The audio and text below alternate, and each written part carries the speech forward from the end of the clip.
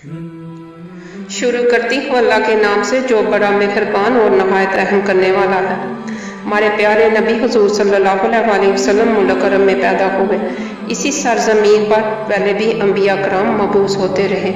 ہر نبی نے اپنے زمانے اور حالات کے مطابق شریعت کی باتیں بتائیں، لوگوں کو اللہ کی طرف بلایا، نیکی کی دعوت دی، برائی سے روکا۔ آخر میں ہمارے پیارے نبی حضرت محمد صلی اللہ علیہ وسلم مبعوث ہوئے۔ آپ نے بھی وہی تعلیم دی جو سابقہ نبیوں نے دی۔ ہمارے پیارے نبی حضور صلی اللہ علیہ وسلم 12 ربیع الاول بروز پیر صبح صادق کے وقت مکہ معظمہ میں پیدا ہوئے۔ بچہ کا نام محمد رکھا گیا۔ ایسا نام عرب میں کسی نے نہیں رکھا۔ آپ صلی اللہ علیہ وسلم جس زمانہ میں پیدا ہوئے اسے عام الفیل کہا جاتا ہے۔ فیل کے معنی ہاتھی کے ہیں۔ یمن کا بادشاہ ابرہہ کعبہ پر حملہ کرنے کی غرض سے آیا تھا۔ فوج کے سپاہی ہاتھیوں پر سوار تھے۔ ابرہہ کا مقابلہ کسی نے نہیں کیا۔ خدا کا کرشمہ دیکھیے کہ اللہ نے ابرہہ کو پسپا کر دیا۔ اس کے بہت سے سپاہی ہلاک ہوئے۔ عرب میں دستور تھا کہ بچہ پیدا ہوتے ہی دایا کے حوالے کر دیا جاتا اور وہ اپنے گاؤں لے جا کر اپنی نگرانی میں پرورش کرتی۔ بچہ کھلی ہوا میں پرورش پاتا، تندرست و توانا رہتا، صاف ستھری زبان سیکھتا۔ چنانچہ اسی روایتی دستور کے مطابق آپ صلی اللہ علیہ وسلم حلیمہ سعدیہ کے حوالے کیا گیا۔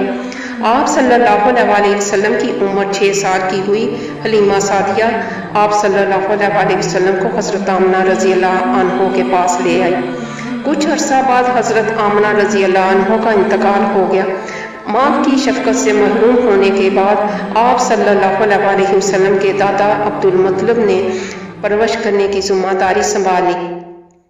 عبد المطلب آپ صلی اللہ علیہ وسلم کو پیار و محبت کے ساتھ پرورش کرتے رہے۔ 2 سال کے بعد ان کی وفات ہو گئی تو آپ صلی اللہ علیہ وسلم کے چچا ابو طالب نے آپ صلی اللہ علیہ وسلم کو لے لیا۔ ہر طرح سے آپ صلی اللہ علیہ وسلم کا خیال رکھا اور آپ صلی اللہ علیہ وسلم کی نگرانی کرتے رہے۔ جب آپ وہ کچھ سمجھدار ہوئے تو تجارتی سفر میں ابو طالب کے ساتھ جاتے رہتے۔ آپ صلی اللہ علیہ وسلم بکریاں بھی چراتے تھے، اپنے چچا کے گلوں کی رکھوالی بھی کرتے اور چرانے کے لیے جنگل لے جاتے۔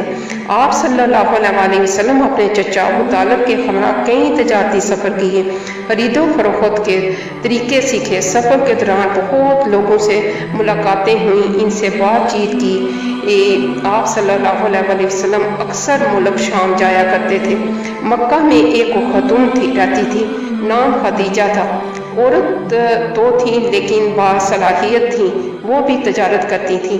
حضرت خدیجہ آپ صلی اللہ علیہ وسلم کے بارے میں اکثر سنا کرتی تھی کہ آپ صلی اللہ علیہ وسلم ایک کامیاب تاجر ہیں اور آپ صلی اللہ علیہ وسلم کی اعلیٰ صفات اور حسن اخلاق سے بھی واقف تھیں۔ لوگوں کی زبان سے یہ کہتے سنا کہ آپ صلی اللہ علیہ وسلم صادق اور امین ہیں، لوگوں پر رحم کرتے ہیں۔ حضرت خدیجہ رضی اللہ عنہ دل میں کہنے لگی کہ ایسے راست باز اور سچے آدمی سے ملنا چاہیے، شاید وہ کاروبار میں مدد کر سکیں۔ انہوں نے آپ صلی اللہ علیہ وسلم کو پیغام بھیجا۔ حضور اکرم صلی اللہ علیہ وسلم بی بی خدیجہ رضی اللہ عنہ کے گھر پہنچے۔ بی بی خدیجہ رضی اللہ عنہ نے حضور اکرم صلی اللہ علیہ وسلم سے عرض کیا کہ آپ صلی اللہ علیہ وسلم تجارتی مال لے کر فروخت کریں، مجھے آپ صلی اللہ علیہ وسلم جیسے شخص کی ضرورت ہے۔ حضور صلی اللہ علیہ وسلم نے اس پیشکش کو منظور کر لیا، چنانچہ تجارت کا مال لے کر شام جانے کے لیے تیار ہو گئے۔ حضرت خدیجہ رضی اللہ عنہ نے اپنا غلام مجسرہ آپ صلی اللہ علیہ وسلم کے ہمراہ بھیج دیا۔ آپ صلی اللہ علیہ وسلم ملک شام کی طرف جا رہے تھے تو راستہ میں بصرہ کے قریب ایک یہودی عالم ربی رہتا تھا۔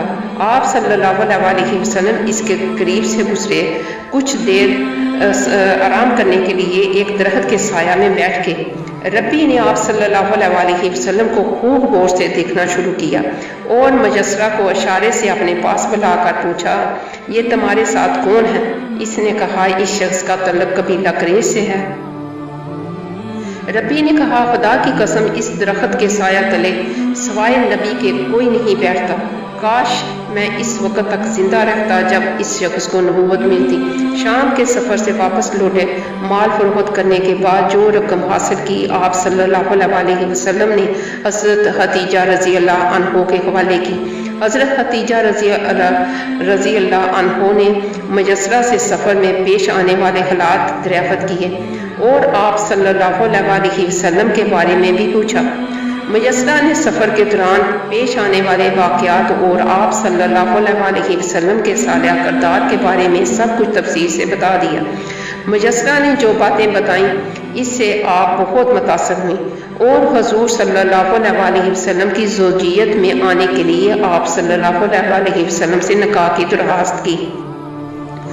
آن حضرت صلی اللہ علیہ وسلم نے پیشکش منظور کر لی۔ آپ صلی اللہ علیہ وسلم کی عمر 25 سال تھی اور حضرت خدیجہ رضی اللہ عنہ کی عمر 40 سال تھی۔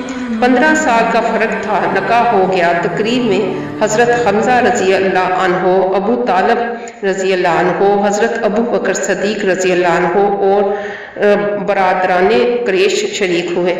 حضور صلی اللہ علیہ وسلم نے مہر میں 20 اونٹ دیے۔ شادی کے بعد حضور اکرم صلی اللہ علیہ وسلم کی حالت بہتر ہو گئی۔ آپ صلی اللہ علیہ وسلم غریبوں کا خیال رکھتے تھے، بے قصوں کی مدد فرماتے تھے، مصیبت زدہ لوگوں کے کام آتے تھے۔